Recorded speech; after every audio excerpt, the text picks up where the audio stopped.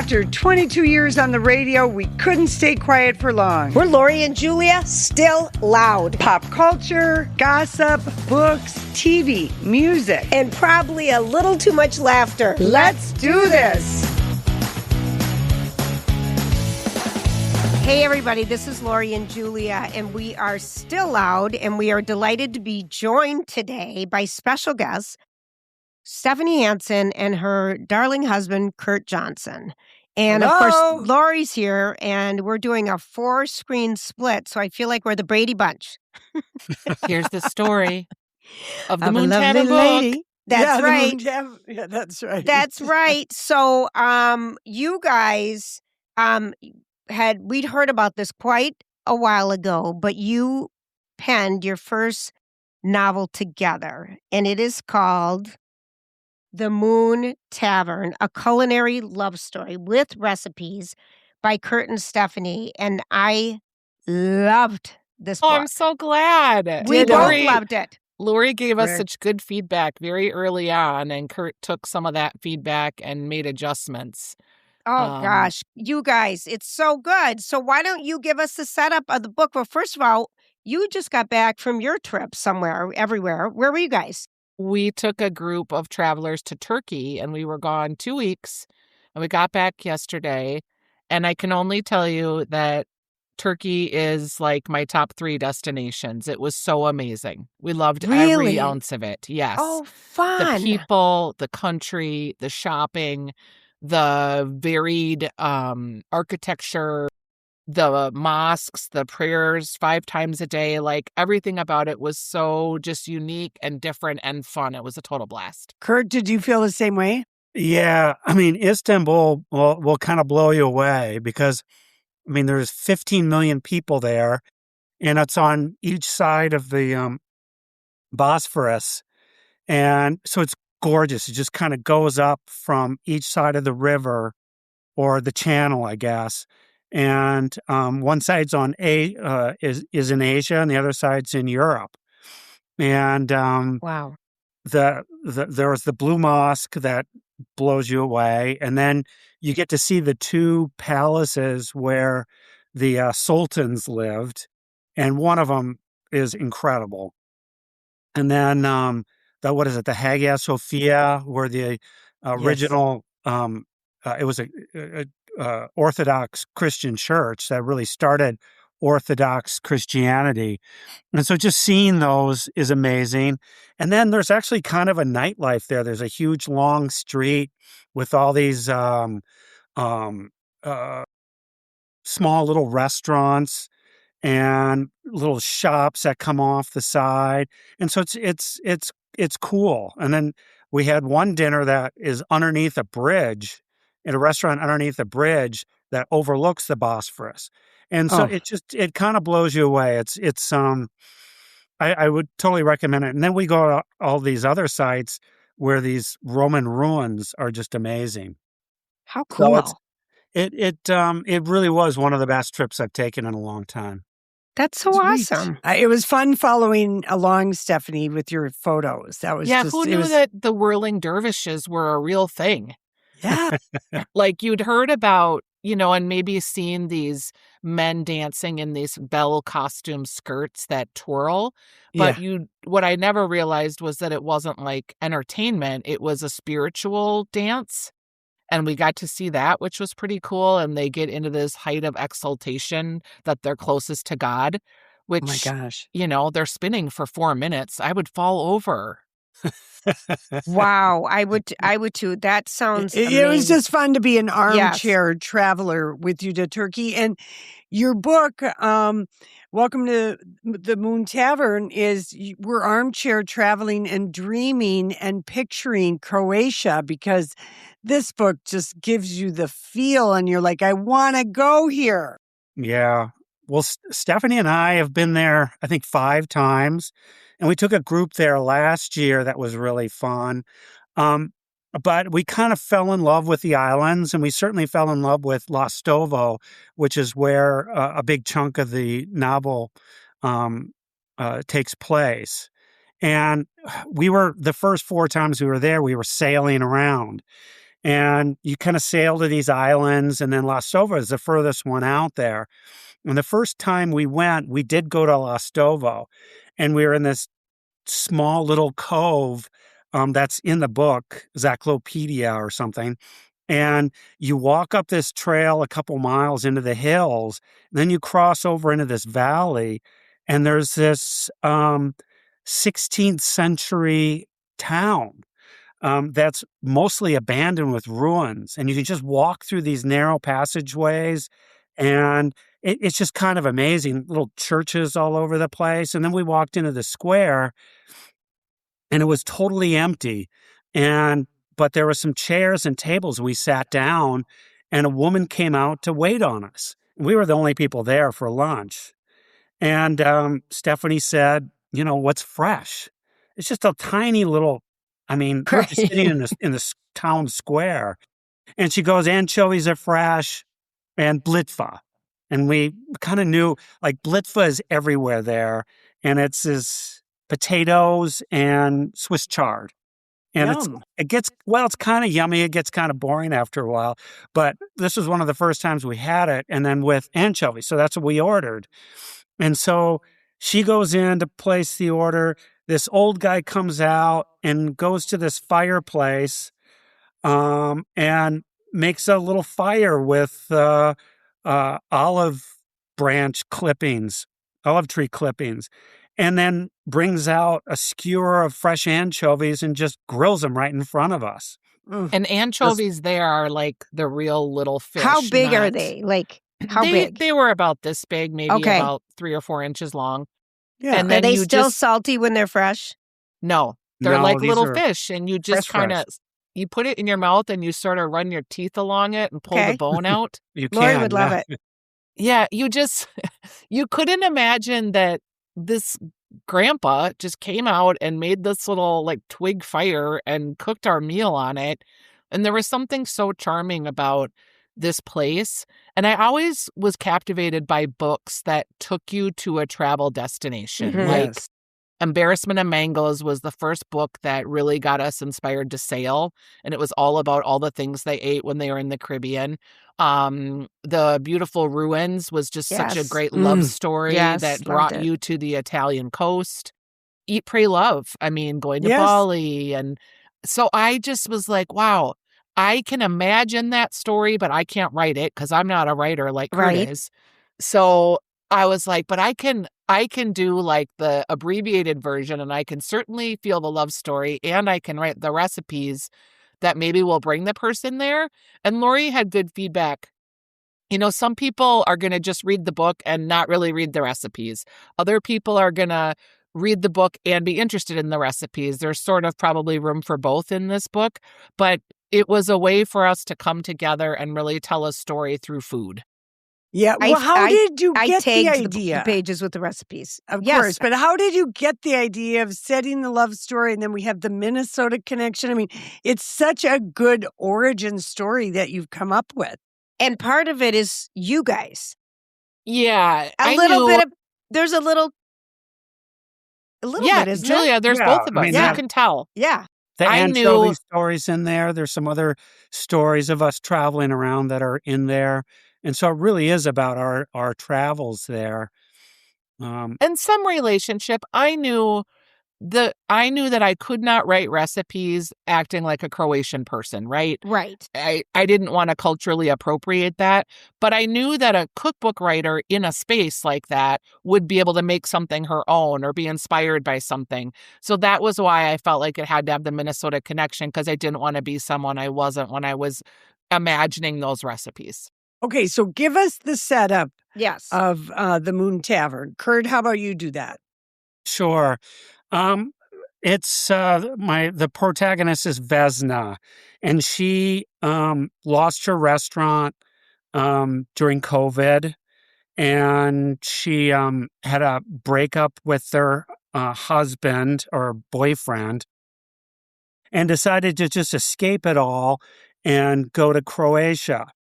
And as a child, her parents had died in the Yugoslavian wars, like 1991, and she'd been adopted out of there. and she's never really rediscovered her family. She'd been too busy as a chef, as a cookbook writer, and just doing her life. And now she had a break in her life, and she decides to go to Croatia to see if she can find her family. And she's got one lead, potentially a woman, her grandmother, who may or may not live on the island of Lastovo. So she tracks down the grandmother, and the story takes off from there.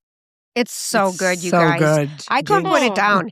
I couldn't put it down. I was, and I'm a fan, and I didn't introduce either of you properly at the beginning because, Kurt, how many books have you written now? Well, this is the 5th published book. Okay. And you you wrote a book with your daughter, Ellie, called The Barons, which was one of our favorite books. And then you have a couple of Las Vegas books. And then, so you've written 5. And Stephanie, of course, is from The Weekly Dish, from Taste Buds. She's on Jason's show on Thursdays doing cooking segments, is a cookbook writer as well with 2 cookbooks. That's And right.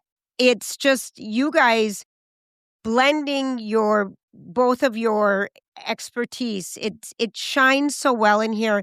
And knowing you guys too was really fun because I kind of know a little bit, can say, oh, I know that, that's kind of true, but not really. There it's so fun. There Julia, is you've parts of taken our relationship a for sailing sure. trip with us. I did go on a sailing trip with you. Ashante is all I'm going to say. One of my favorite trips of my life. It's there's like nothing something- else. Yeah, there's something about a sailing trip that really brings you out of your comfort zone, and you are kind of one with the environment, and that leads to self-discovery and maybe love or maybe openness or vulnerability that you don't have when you're firmly have your feet on the land. And beauty like you've never seen before because you can see different angles because everything is prettier from the water. At lakes, everything, you know what I mean? It's just gorgeous. And the love story is so sweet. It's a sweet book, Kurt. You have it in you. Tell the story of meeting the actual dinko. Oh, we the book is based on a real man that we met when we were in Croatia. We were at a tavern and we were having dinner, and this man next to us was having dinner with another woman, and we started chatting with them. And he was someone who had been excavating this cave for his whole lifetime. He grew up on this island and he went away and went to college and came back and he was excavating a cave, which sounds like the most boring thing in the world. But honestly, he made this cave so magical and amazing. And he took us in the middle of the night through the ruins on this island. He took us through in the middle of the night, showed us the Roman baths, showed us the mosaics. He showed us all these things on the island. There were not fences around them or anything. He was just such a lovely, charming man. And we were so enamored with him that we went the next year and we revisited him at his cave. And the cave dated back to the woolly mammoth or something completely crazy. Gosh. And Wow. you know how it has 5,000 layers of silt, and this was a volcano and this was a woolly mammoth. And it was just crazy. As Americans, you don't have a sense of this history of that there's been people that have been walking here for 2,500 years and you're just another cog in the wheel of civilization. Our country is only 250 years old. I love that charm and that history and that sense of place that you get in European countries. And I think it comes through in the book. And there's also that there was a war in the 90s. Mm-hmm. That is in our lifetime. And when we were in a cab, the cab driver, who was 40 years old, was telling us all about when he was 18 years old and this is where he was shooting. And you're just wait a second, because we've never had that experience. So it was very cool to get a sense of how it is to be in a war zone, how you can get through that, how love gets found. And I don't know. I see everything through food. Kurt doesn't. He sees it through romance and through historical lens. So it And beer. Beer, the local beers. Kurt can't get 10 blocks without having a beer on a vacation. That is a fun way to celebrate a vacation, Yes. Kurt. I love that about you. We got to take a quick break. Do you guys mind hanging out with us? No. Okay, so Lori, let's thank a couple of our sponsors. Let's start out with InVision Distinctive Eyewear. We just were chatting with Anthony last week about, how he selects his eyeglass designers and what he looks for in the materials and how so many of the glasses that you and I have purchased there, and Stephanie, I think you've even gone there, Yes. are classic, and how we still wear them today, update lenses and everything, and just how the people there are wonderful. And so if you are in the need for eyeglasses, or as Lori said, sunglasses can become prescription glasses. That's right. Which is a deal changer, a game changer or deal maker. That's a deal changer. And new word. And anyway, we love Envision. We know you will too. Make sure you mention Lori and Julia. They've got 4 great locations in the Twin City, in St. Paul, Grand and Victoria, in Minnetonka, right off of 394. In the North Loop, as well as in the Galleria. And you won't be disappointed, because why not put your best foot forward with your eyeglasses? Because this is what people see the first thing when they look at you. So we love them. Thumbs up. And Lori, let's talk about Twin Cities Closet, shall we? Julia, by the time this podcast drops, I hope I have drawings in my hand for 2 different closets that really everything's falling out every time I open the door, because it's just a rod and some stuff. So I'm hoping to have my drawings by next week. And yeah, I'm super excited. The consultation, amazing. I have no idea what the solutions are going to be, but I'm very excited, and I am pleased for my future organizational reasons. Getting a closet professionally done is like the best thing I ever did. Yes. And it really is. Thank you, Stephanie, because it's true. It makes such a difference. And when you go to sell your house, boy, do people like it. Yes. And consider your pantry, too. We were talking about kitchen things. There's a lot that a closet organizer or a closet company can do with pantry and your drawers to give you more space. Yes. Your Julia drawers. loves saying drawers like an old lady from the 40s. And Sculpt. Those are my 2 names. And Milk. And Milk. Just like my own twang. But tcclosets.com. Make sure you mention Lori and Julia sent you. They're fantastic to work with. We absolutely love them, and we know you will too. All right. Okay, so getting back to the Moon Tavern, when do the book signings, because Stephanie, you and Kurt are always very good about getting out there and going to places. So what's on the docket? Oh my gosh, we're starting with a launch party on April 30th at the Urban Growler at 6:30. And we'll both be there. We'll have food from the book. Some of the recipes will be cooked. So that will be interesting. And then we're going to like Northfield, Ely. We are doing book signings all over. If anybody wants to schedule something, they can just connect with me.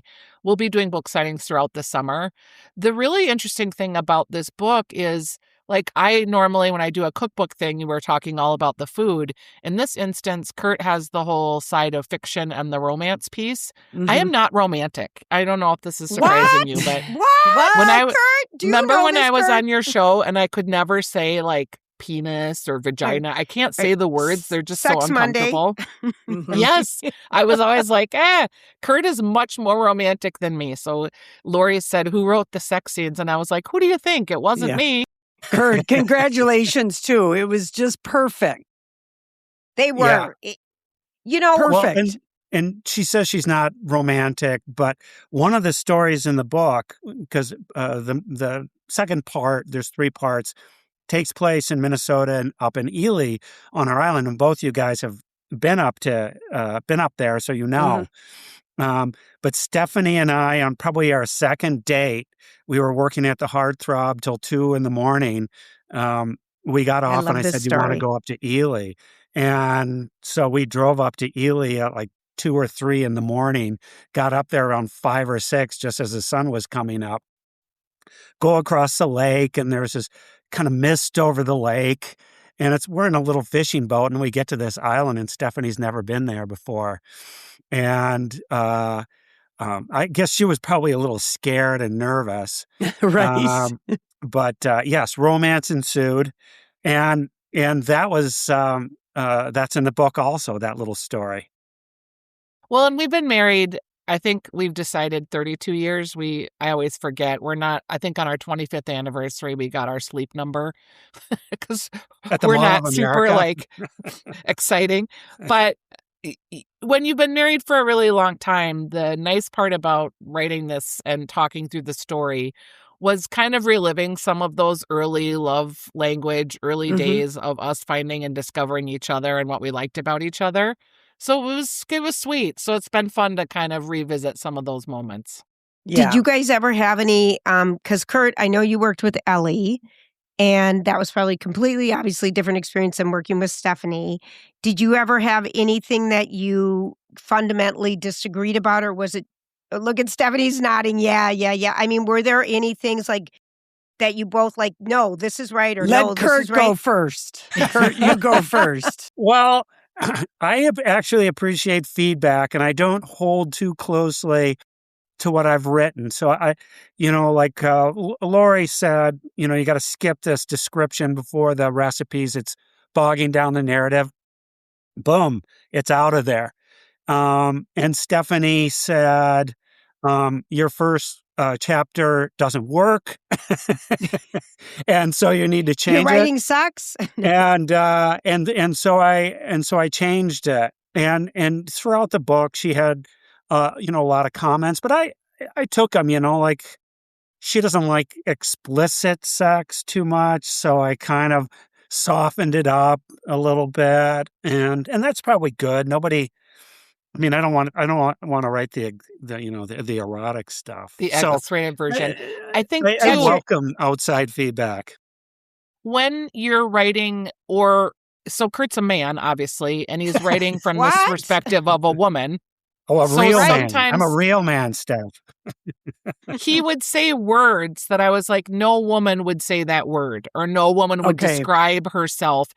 I don't think a woman would say tits about herself, right? She wouldn't talk about her tits, as it were. Boobs. Yeah. So I was like, a man would talk about a girl's tits. That's the wrong word. So I was looking for just sound of voice. I remember the first time I read that book by Wally Lamb, She's Come Undone. And I could not believe that a man wrote that book because he was so inside the mind of that character.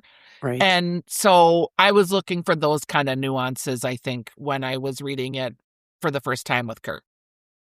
I have to ask you, because your cover for the Moon Tavern is dazzling. It's so good. So did somebody paint that, or how did the cover come about? And did you guys pick it out, or what? I found an illustrator really just online that's local. Her name is C. Ritter. So it's XEE Ritter. And we hired her to do the cover. So she did that cover art.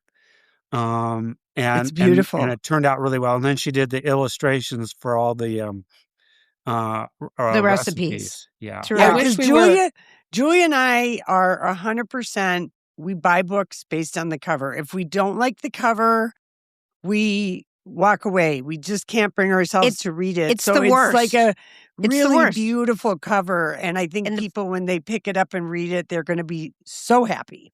Yeah. I wish we were we wanted to have wealthy. The sea in there, and we wanted to have kind of a whimsical look to it. Yes. And she really expressed that well. Yeah. You said, Stephanie, I wish we were more wealthy. Why? The food pictures that are in the book in black and white, when you see them in color, they're just exquisite. Like they really come to life, and we just couldn't afford to produce the book in color. So it's fine because we're not buying it for the cookbook side of it. We're buying it for the story. So here's Lori's. So Lori pre-read the book, and it has a blurb, and so her big feedback, Steph, I think you told me the other day, was like, she's like, put the recipes at the end. No one wants to see them. And me, I'm like, I loved having that pause and would read the ingredients of the recipe, and kind of, for me, I felt like I experienced where we were a little bit more because you paused. And it's so much about food and what they make and all the different ingredients and, the language.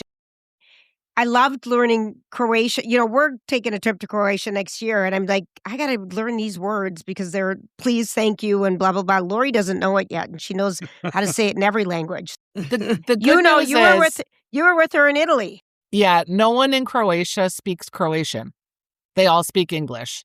They know how to speak Croatian, but as kids, all of their television that they watch is in English. So you very rarely hear Croatian when you're in Croatia unless you're observing like maybe an older grandma and grandpa in a family. Mm-hmm. Interesting. Yeah. Well, the book makes you want to travel to Croatia, that's for sure, because you paint the most exquisite picture with your words, Kurt. Yeah, thank you. Yeah, the story kind of unfolded as I wrote it. And I kind of knew what was going to happen at the end.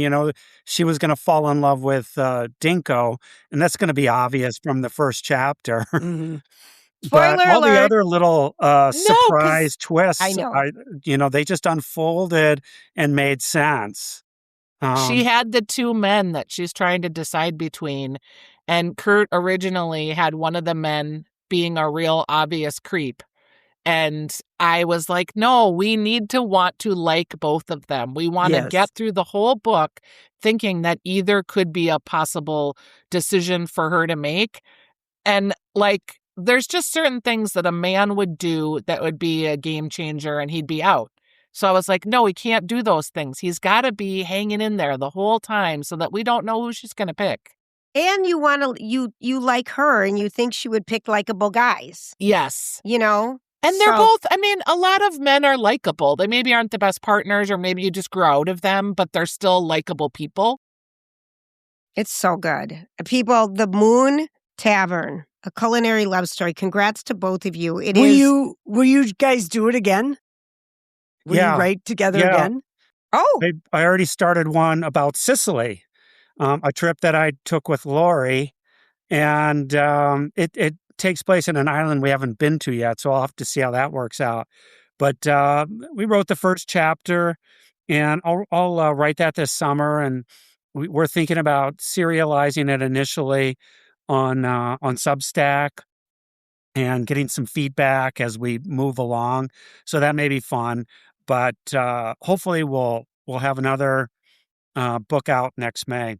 I want it to get optioned, so it would be like the White Lotus. Yes. So every book will have like a whole travel thing to it. Yep. Please include the phrase piccolo tutto. I'm sure there's room for a crazy lady that you traveled with. Yeah, the best Sicilian phrase. It just means it's a small thing. They say it all the time. Piccolo tutto. It's got to be that. And Lori completely falling head over heels for the tour director who was guiding us through eating cannoli and telling us all about how cannolis are in the shape of penises. Oh, I know. And the nuns made the cannolis. Yeah. There was a lot of fun lore on that trip. It was such a sexy story, the cannoli. She couldn't wait to tell me. You, of course, know that. But the other one that made me laugh more is that Lori goes on a food trip and can't believe that she has to make food. Oh. Yeah, we had a cooking class, and she stands up on the boat or on the bus and says, well, who wants to go to this cooking class? No one. And everyone raised their hand except her. Moments, because of course that's Lori. Yeah. I don't want to be on this eat cooking the food, trip. not make the food, okay? That's what I'm here for. Luckily, Kurt got off with me. I was happy to escort Lori back to the hotel because, frankly, I wasn't that into cooking either. But then Casey was too guilted into it. No, he liked it. Oh, he did? That's what he said. His back was killing him. Gosh, he had to go to bed early that night. The truth serum. Girls, I just want to welcome you back to the airwaves. They're podcast waves, but they're airwaves nonetheless. I really have enjoyed listening to the celebrity gossip, the books, the TV shows. The Olympic coverage was everything. You were just right there with Tara Lipinski and Johnny Weir in my brain of all the things that happened. And I want to encourage everyone that's listening to the podcast. What I am finding about podcasts is there's still a lot of people that don't know how to access them. So if you have a podcast you like, help your friend get on their phone, show them how to line up the shows that you like, because there's a lot of great content out there and you're producing so much and it's so welcomed. And I really appreciate having you back. Thank you. Oh, thank you. You guys were our first four-way pod today, and that the screen is split 4 ways. That's right. And our first double author, and really like only our second book that we've had on. So we're feeling very good about, we've got this. Yeah, you guys do have it, and your book recommendations are amazing, and I know a lot of people are thankful, and it's just fun to have you back on the airwaves. You know, you're my friend, so I talk to you, but there's a lot of people that I think appreciate having the relationship back that you two have, so thanks for having us on. Thank you. Thank you so much. Kurt, thanks, Kurt. Nice to see you, and we'll be seeing you soon at the book launch. Yeah, Congrats. and the Moon Tavern is available wherever books are sold. Is it available now? Yes. Yes. Okay. The Moon Tavern, a culinary love story. We'll link it up when this drops next week. Someone will. Lori's going to do it. Yeah, right. The work, you guys, the labor, and the guys. workload. Okay, love you too. Thank you so much. See you later. We'll see you guys later. That was super fun. Okay, let's thank some sponsors first. Okay, let's thank Borton Overseas, because Absolutely. Speaking of Croatia, that's where we're going. And I've had several friends say, I've wanted to go to Croatia. I'm reluctant to go there by myself. I don't want to drive a car. I don't even know where to fly into, blah, blah, blah. So they're like, can we get on the early waiting list because we're not going to announce the official dates until after we get back from Scandinavia. Yes. But you can go ahead and email BortonOverseas.com and just say interest in Low J Croatia trip. Please add my email so that when the itinerary is ready, it can go out to you, because it's always a small group. But Croatia has been on my bucket list, and I've been there twice, just in Dubrovnik for a cruise, but longing to see the rest of the countryside, because it looks very much like Greece. Can't wait. I just cannot wait. Yep. I cannot wait either. So we're real happy that Borton selected this as a destination for the next Low J trip. Of course, they go to so many great destinations, and the destinations they cover, they will take care of you from A to Z. You will love this trip. You can join other existing quote unquote Pied Piper trips. They can customize a trip if you want to go with a group of family or friends. And they really, as a tour operator being in business for 100 years, they know what they're doing. Absolutely. Thank you, Lori. BortonOverseas.com for more information, and make sure you mention Lori and Julia.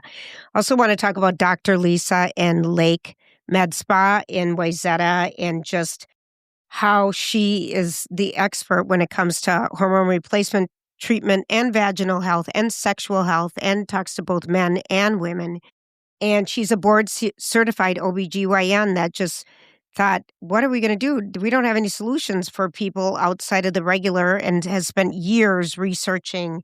And if you want to have a thorough hormone replacement consultation, or just a thorough state of the state, to find out where you're at with your hormones, she meets with men and women, and it's life-changing what you can do once you start looking at your hormones, because they regulate pretty much everything in your body, and you don't have to suffer on the beginning of it, on the end of it, whether you're in your late 30s, you're in your 70s, wherever you are, these things are important to you, and she knows what to do. Plus, they have a beautiful med spa with the amazing treatments that you're not going to find other places. We absolutely love working with Lake Med Spa, and it's LakeMedspa.com, LakeMedspa.com. There it is. Okay, and Lorene, go. Okay, so you're dying to tell me. I'm dying to tell you this only because you and Stephanie both worked at the Reader back in the day in the Twin Cities. Twin Cities Reader. Twin Cities Reader, our Bible for where to go, what to do, where are the bands playing. It was a great articles. Weekly magazine, weekly news story. And last week, Neil Justin interviewed Bob Odenkirk, because Bob's movie it's called Normal, opened last Friday, and it's set in rural Minnesota. Of course, it was filmed in Canada. It's opened already, Lori? It's open. It opened last week, and it premiered April 17th. And the Better Call Saul, Breaking Bad, Bob Saul, he plays this interim sheriff of a fictional Minnesota town where the winter parade is the social event of the year.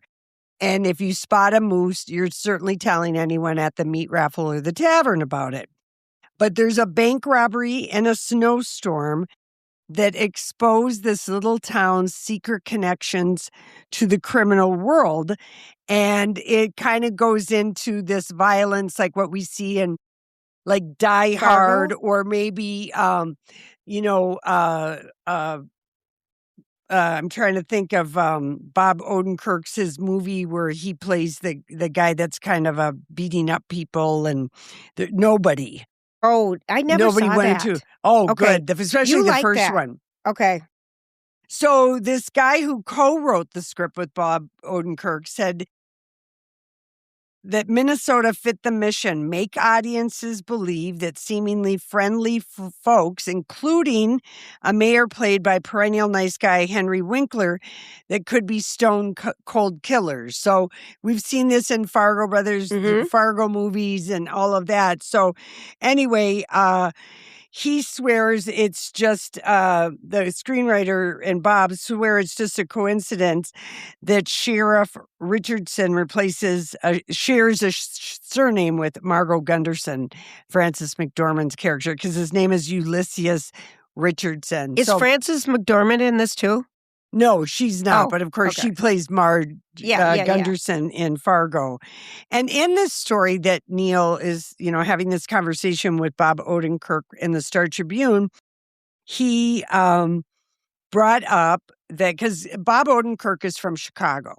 And he brought up he said, Neil said, I want to know about, I remember hearing that you were in Minneapolis in 2016 researching a potential AMC miniseries on the late David Carr, who was a major figure, wrote for the Twin Cities Reader, and then went national and moved to the New York Times as a media reporter.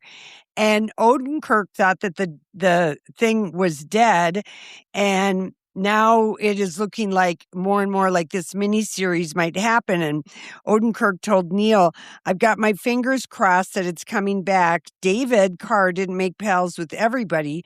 So when you want to make a movie about the guy, you're literally having to go to the people that he confronted, and that makes it hard. And he wants this project to come to screen because he's like, David was a very important voice in media in the world. And I would agree with that. I loved reading his columns. I loved it. And then, of course, Lori, we had him on our show, the Lori and Julia show, for his book, The Night of the Gun. Oh, that book was epic. It was epic. And he, Stephanie and I worked with him way back in the day. And he was so kind, and he unfortunately passed away, quite a while ago. Yeah, I don't even know. He was not that old. No, he wasn't. He had a story, though. He sure did. If you want a good read, The Night of the Gun, he had a hard life. But he was such an amazing writer and reporter and broke huge stories. And that would be really cool because his life deserves to be honored that way. He was amazing. And a miniseries would be a perfect way to do that. Yeah. Lori, that's kind of exciting. But this movie, Back to Normal, is that the movie that Bob Odenkirk that's based in Minnesota? Is it still in theaters? No, Normal is his, action series. Oh, I'm sorry. This movie is called Midwest Nice. Okay. Is what it's called. Or all no, right. I'm getting that wrong. Wait a second. Working, thinking, Bob. No. It is called Normal. Nobody is his action series where there's nobody 1 and 2. Because I wrote down Normal and I thought, it is Normal. That's the name of the movie. It's very confusing having Normal and Nobody as two movie titles. Exactly. Someone could have added the in front of it to make it a little bit more. But I'm wondering if Normal is something that you would watch or want to watch. For sure. Yeah, for sure. I want to watch this. I love these kind of small town, it sounds like Fargo, Blood Simple.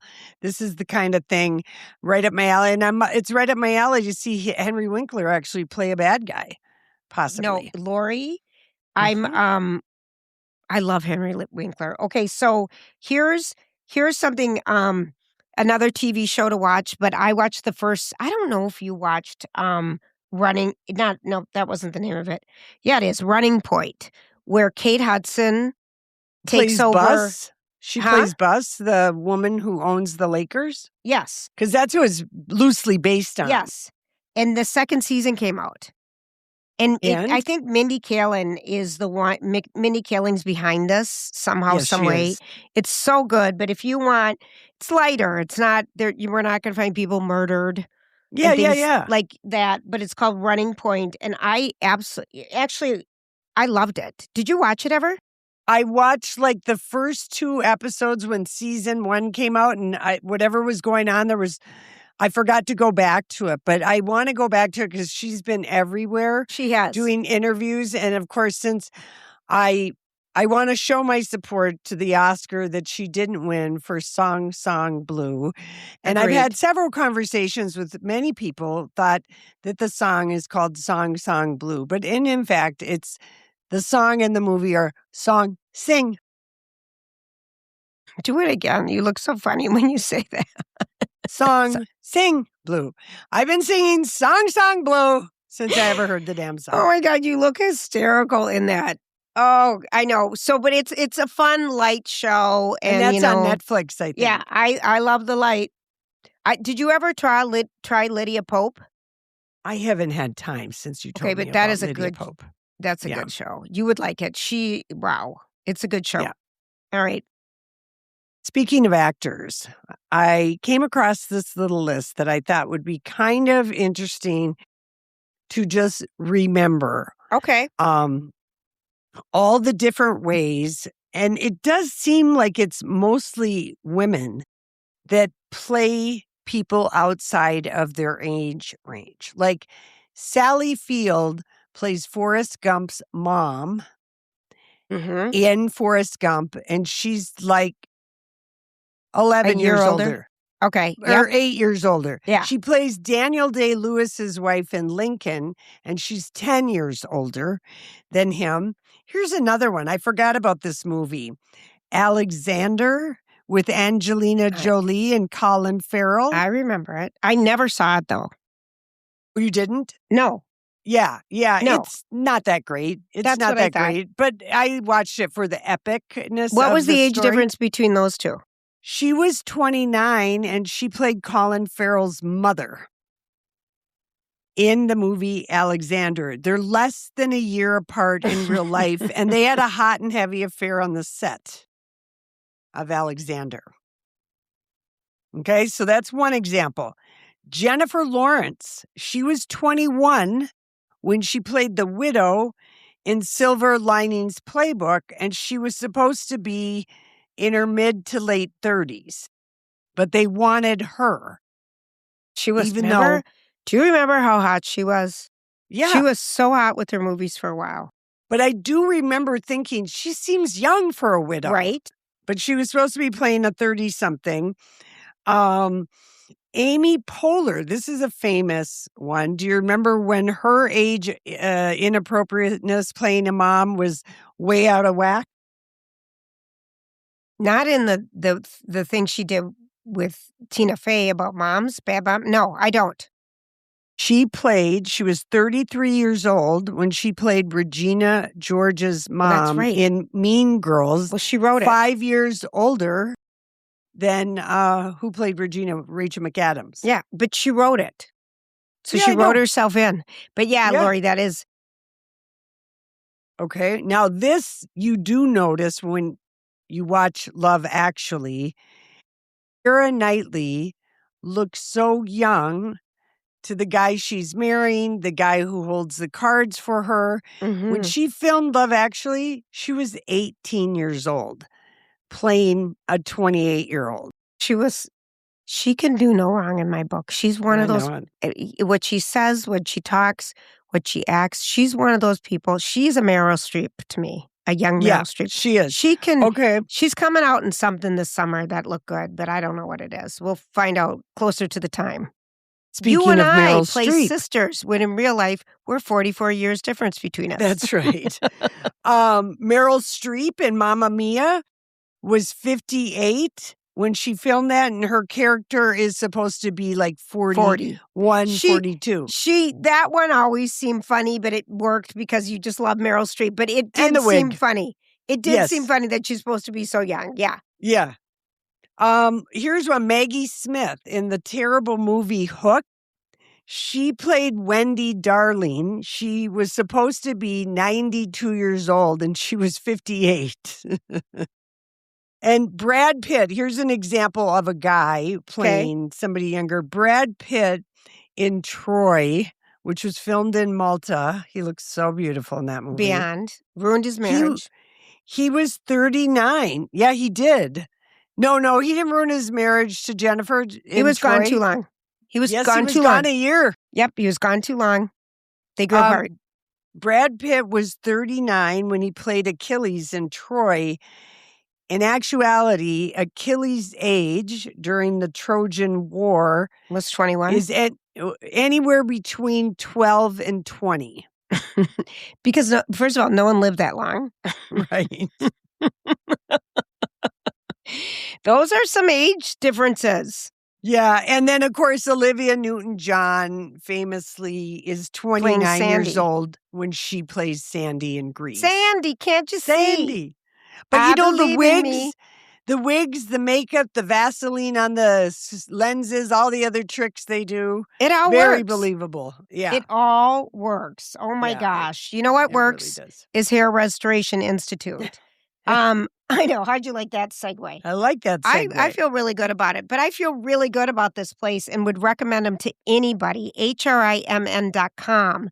They can give you a consultation for no charge, either virtually or in person. They're right by Mall of America. They're the Midwest #1 clinic for hair transplants and non-surgical hair restoration. They've got over 30 years of excellence. All consultations are free. They guarantee all their hair transplants. On-site doctors and technicians, they staff them. There's no outsourcing. So people, they employ them. They keep them there. They keep them working. Actually, people fly in from out of state. Because if you're listening and you're in Seattle, hello Seattle, and want to come, they provide airport shuttle and hotel accommodations to step away from where they are, making it really easy. But whatever your reason, thyroid, hormonal, GLP-1 medications, estrogen, testosterone, DHT sensitivity, they work. It just works. I had growth hormones done, and I am so pleased with my results. Visit HRIMNtoday.com, of course, and schedule your free consultation and tell them Lori and Julia sent you, right? That's right. Right? And follow them along on Instagram because sometimes their show and tells are just like, you're like, what am I seeing? I know it. Mm-hmm. Oh, Lori. I just had a deja vu with my dad and his toupee. I know. Did you notice the wind? I have a window open, and I feel like in this video, because we shoot video while we tape this podcast we do, I had the wind like blowing my hair back like Beyonce, and I was doing a film shoot today. It was so luxurious. I'm going to put up a fan for the next one. And a At wig. one point, there was such a gust of wind, and the curtain came flying across when Kurt and Stephanie were on with us. I'm like, oops, I hope nothing falls over. Oh, dear. Dear bread and beer. I'm trying to think of, so my big things, our trip, Scandinavia. Mm-hmm. Super excited. Our other big things out there, finding a dress for the wedding. I continue. How is that going? I'm waiting till we come back. But yeah, I know. I think so. And we need to go together. Yeah, we need to go to Von Mar. Yes. Department store. They have an amazing dress section. We will go to Nordstrom again. We'll check out Macy's. I found, because I kind of like this color on me, light blue. I'm wearing a light blue shirt today. I kind of found a dress. But. Is it highlighting what needs to be highlighted? And what she means, if you know the Hollywood speak, is it not showing your arms, your back fat, or your knees? There's no reason to show the things that bother you. Lori, I know. I'm going to show you a picture of it. All right, show it to me. Let the people decide. Well, right. But I haven't ordered it yet. And this is something that I would have. See, I have a problem with just the ordering and returning. I do too. Ordering and returning. I do Why too. don't you just go to a store? Because I have. You haven't gotten to Von Mar. You like it. I would have to see it on you. Of course. Are you committed to wearing a long column gown to a more casual wedding? Who says it's casual? Have you gotten your invite yet? No, I haven't, but I feel like anything in a barn is more casual. Mm-hmm. Mm-hmm. I don't know, Lori. I'm too short to cut off the legs. I want long. Not really. Not if you do it to the right length, right above your ankles. You get to decide what you wear, and you're going to tell me what I wear. Basically. No, I'm not, but you're going to tell me your feelings. Even though no one really cares that much about the Mother-of-the-Groom. I know. It's all about the bride, number one. Yes, she's going to look gorgeous. She will look gorgeous. And then, the groom and then the bridesmaids. I mean, let's face it, everybody else is just sort of, but you want to look great in the pictures. That's what you want it for. I mean, how often do we even look back at our pictures? Never. I know. That's what I do. We don't want to ruin it for the photographers. I know. But it's fun. It's fun. It's fun. You know what? It's just kind of fun while you're doing the play. It's just kind of fun to have out there. Yeah. Yeah. We don't know what could happen. That's right, Julie. There's a lot of dress time left. There's a lot of... I just want you to leave room because you'll probably need alterations, dinner? At least in the length. Of course I do. Yeah. I'm going to need alterations. Alter of course, everything. Yeah. Mm-hmm. I'm not even worried about that. But anyway. Are you enjoying R.J. Decker with Scott Speedman on ABC and Hulu? Isn't that a good show? It's a great show. Based on the Carlson Hudson novel. I mean, I've never read perfect. that. I never read those novels. It's always about Florida Man. Yeah. It's always like crazy stories about Florida Man. And I found this. He looks rough. He looks rough. He's supposed to look rough. He looks rough, and I like it. I've had the hots for that one since Felicity. Mm-hmm. Oh, my God. And then he's fantastic, for a couple seasons in Animal Kingdom. Yeah, I know. Beautiful. Well, this story was very funny because I think... It's on ABC, people. Yeah, and then Hulu it replays. Carl Hyacinth, for a long time, was a reporter for the Miami Herald, and he would just sort of write slice of life stories about Florida man, Florida woman, and then he ended up writing these books about all these characters because you can't believe the stuff that happens in Florida. And very often you will see a headline, Florida man does this, or Florida woman. So always the craziest headlines. Okay. Anthony Buell and March Chadwick are waiting arrangement right now after being charged in Florida because they were driving with a dead alligator bungeed to the roof of their car. In April, witnesses and license plate readers tracked these two dudes as they drove from Central Florida to the Atlantic coast with this gigantic alligator strapped to the top of their car, not boxed in, not covered. Kind of like the ant in, the Chevy Chase movies. The ant was strapped to the top of the car in Chevy Chase Vacation. Yes. Yep. And then they got pulled over by a nice police officer, like maybe around Gainesville or Tampa as they're making their way north. And they said, listen, it's illegal to possess an alligator in Florida. So then they got a sheet at Walmart and they covered up the alligator with a sheet.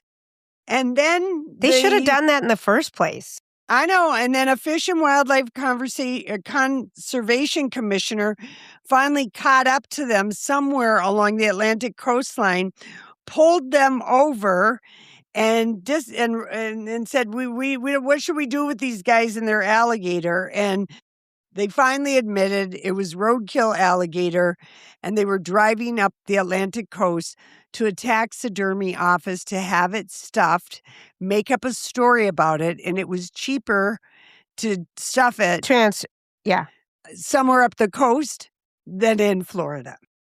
So they were booked into the Brevard County Jail, paid a $5,000 fine, and the alligator was confiscated. If the alligator is roadkill, can't put it on your roof, Julia. You can't. You got to shove it in a car. You needed a truck. You need to hide it if you're planning on that was doing dumb something. Not to put a sheet on it in the first place.